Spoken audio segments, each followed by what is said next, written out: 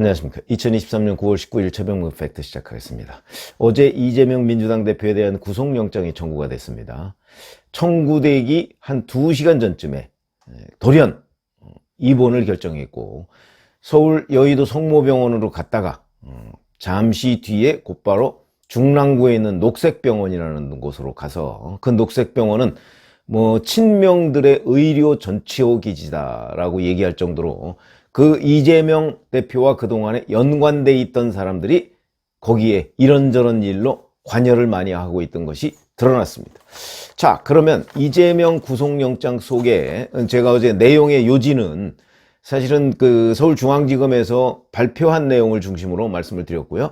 이제 기자들이 취재를 해서 그 구체적인 내용이 뭐가 있느냐 하는 부분이 이제 하나둘씩 드러나기 시작하는데, 우선 가장 눈에 띄는 거는 백현동 배임과 관련한 이재명 대표의 직접적인 지시, 이겁니다.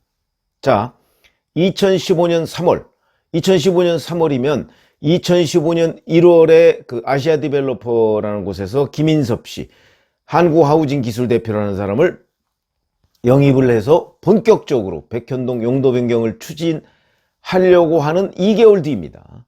그 3월에 유동규 전 성남도시개발공사, 이때는 사장 직무대리였죠. 이 사람을 불러서 이렇게 얘기를 했답니다. 백현동 개발사업은 인섭이 형님이 끼어있으니 진상이하고 잘 이야기해서 신경 좀 써줘라, 이렇게 얘기했다는 거죠. 특혜를 줘라, 이 얘기죠, 한마디로 얘기해서. 그리고 구속영장에 또 이런 내용이 있다고 합니다. 정진상이 성남시 도시계획팀에다가 인섭이 형이 백현동 개발 사업을 하려고 하니 잘 챙겨줘야 한다, 이렇게 얘기를 했다. 이것도 똑같습니다, 워딩이. 인섭이 형. 그러니까 이재명도 김인섭 씨를 인섭이 형이라고 부르고 정진상 실장도 인섭이 형이라고 부른다. 이것만 있는 게 아니다. 이거는 이재명 대표가 유동규 씨한테, 물론 이재명 대표 본인은 부인하지만 유동규 씨한테 직접적으로 지시한 내용이고, 그 다음에 최근에 법정에 나와서 김인섭 씨 재판에 증인으로 나와서 증언한 성남시 백현동 담당 공무원이 있습니다. 2014년부터 2018년까지 이 백현동 부지 인허가 실무 담당 공무원인데, 이 사람이 지난 13일이죠.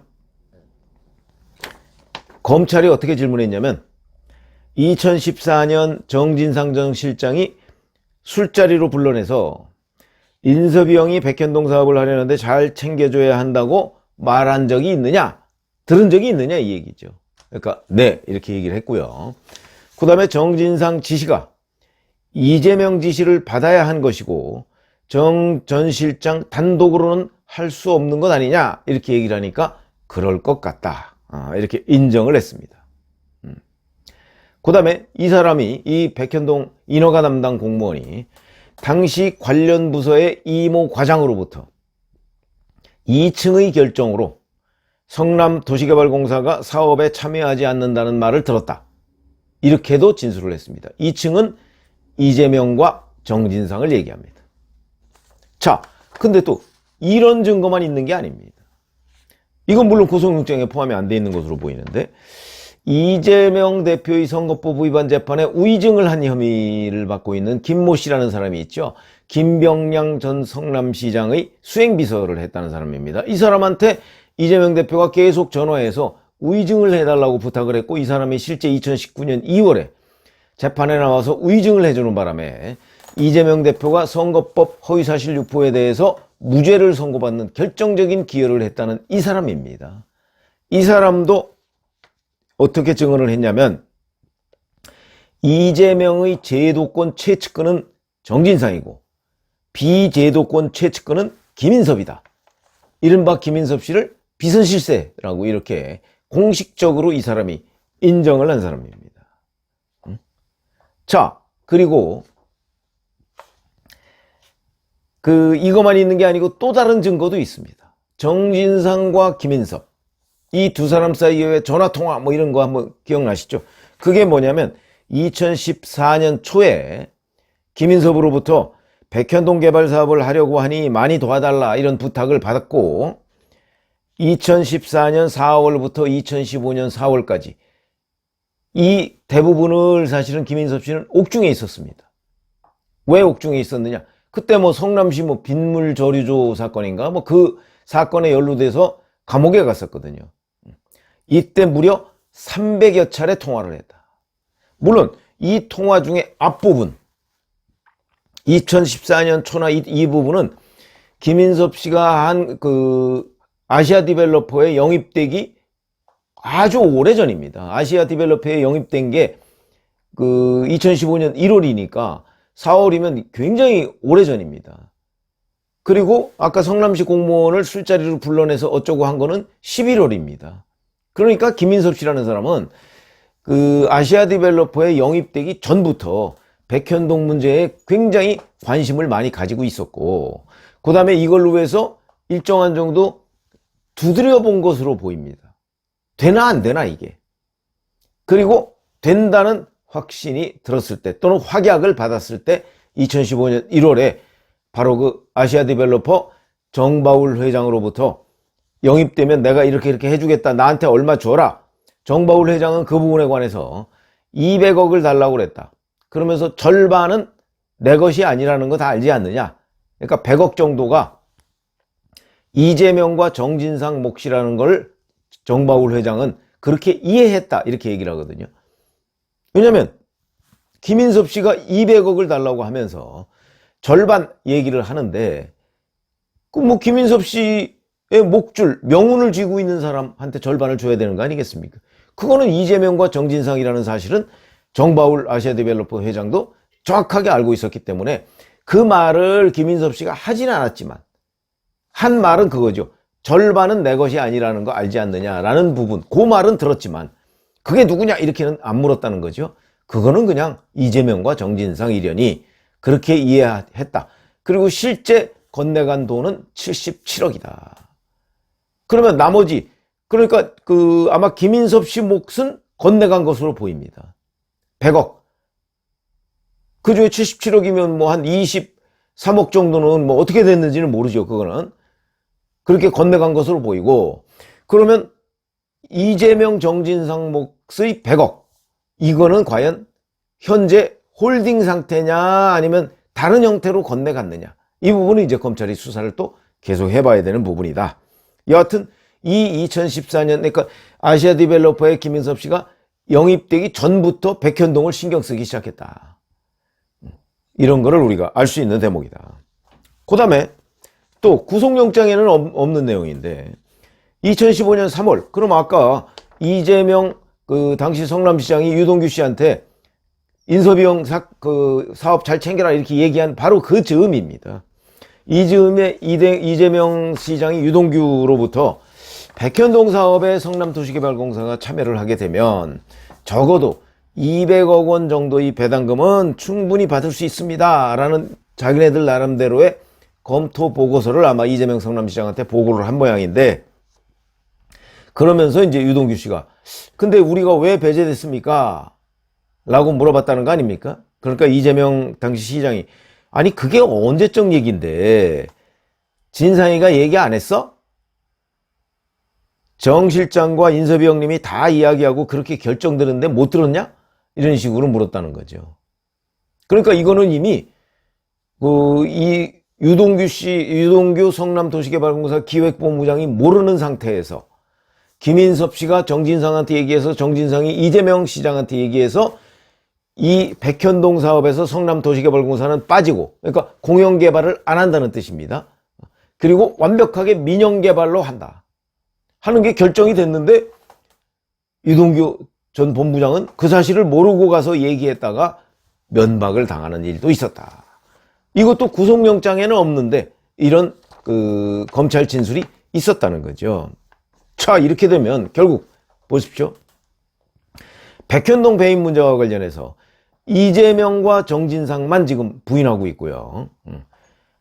직접 들었다는 유동규, 그 다음에 직접 이 사람도 듣고 업무를 처리한 백현동 인허가 담당 공무원, 그 다음에 이재명으로부터 우의증을 부탁받았다는 이 김모 씨가 또 직접 들었다는 내용. 이 세 사람의 의견이 일치하죠. 그리고 상식적으로 봐도 2015년 1월까지 용도 변경이 되지 않던 이 백현동 땅이 김인섭 씨가 영입되면서부터 용도 변경이 급진전됐다. 그 부분을 설명을 해야 되는 거 아닙니까? 뭐 박근혜 국토부의 압박으로 그랬는데 그건 거짓말임이 이미 드러났고요. 그러면 거짓말로 계속 설명을 해왔는데 이게 거짓말이라는 게 드러났으면 진짜를 설명을 해야죠. 진짜를 지금 이재명 대표가 설명을 못하고 있는 것으로 보인다 하는 거고요. 그러면 여기에서 김인섭 씨가 만약에 다 풀었다 이러면 얘기 끝나는 거죠. 이제 김인섭 씨가 그걸 주도적으로 다 했으니까. 근데 김인섭 씨가 지금 풀었다는 얘기도 있고 아니라는 소문도 있는데 그거는 현재 확인되지 않았습니다. 아마 저는 김인섭 씨도 죄수의 딜레마를 겪고 있는 것 아닌가 이런 생각이 듭니다. 이화영 전 부지사 대북송금 문제와 관련한 똑같은 얘기죠. 본인이 이걸 좀 털어놓고 뭔가 죄를 경감받을까 아니면 그냥 이재명 정진상을 위해서 함구를 할까? 아마 그런 딜레마에 빠져 있는 상황이 아닌가.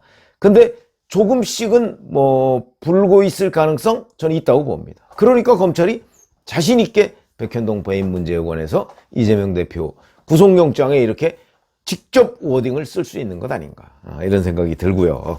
그러니까 이거는 뭐 백현동 배임 문제는 뭐 어느 정도는 하여튼 그 범죄 혐의가 뚜렷하게 드러났다 이렇게 얘기를 할 수가 있고요. 그 다음에 여기 이 구속영장에 보면 대북송금 문제에 관해서 이재명 경기도지사, 이화영 평화부지사의 이 주고받은 말 이게 들어가 있습니다. 그 내용은 뭐냐면 이화영 전 부지사가 이렇게 얘기했다는 거죠. 2019년 12월 대북송금 문제를 두 번 보고했다는 건데 7월과 12월 12월은 이화영 전 부지사가 부지사를 그만둘 때입니다. 이화영이 이렇게 얘기했다죠. 김성태 회장이 대북사업을 하며 지사님 방북도 같이 추진하고 있는데 북한과 계약도 체결하고 돈도 100만 내지 200만 달러 보내는 등 일이 잘 되는 것 같다. 내년 초에는 방북이 성사될 걸로 보인다. 이렇게 얘기를 했더니 이재명 지사가 고생하셨습니다. 이렇게 얘기를 했다는 거죠. 이런 워딩도 들어가 있습니다. 자, 이렇게 해서 이제 구속영장이 청구가 됐고요. 자, 그런데 어제 아침에 청구가 됐는데 어제 저녁에 법원이 체포동의안을 대검으로 보냈다고 합니다.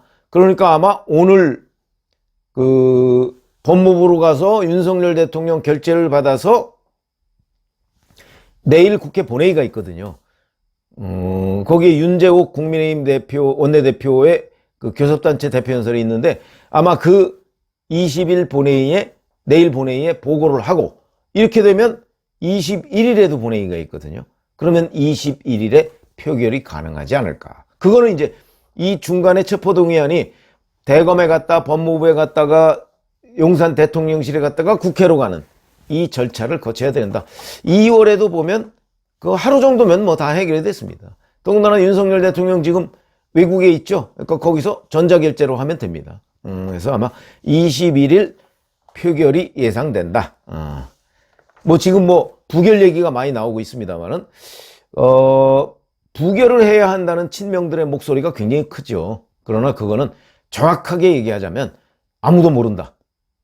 지금 중간지대에 있는 친명과 비명 외에 중간지대에 있는 인원이 대략 한 100명쯤 되는데 이 사람들 중에 뭐 한 30명 정도만 찬성을 해도 또는 민주당이 의사정족수를 채우기 위해서 처음에 다 출석을 하지 않고 일부만 출석했을 경우는 국민의힘 의원들만으로도 충분히 체포동의안이 가결될 것이기 때문에 민주당이 전략에 달려 있습니다. 민주당의 전략은 아마 21일 본회의 표결이면 그 직전에 결정될 것으로 보입니다. 이렇게 말씀을 드리겠습니다. 고맙습니다.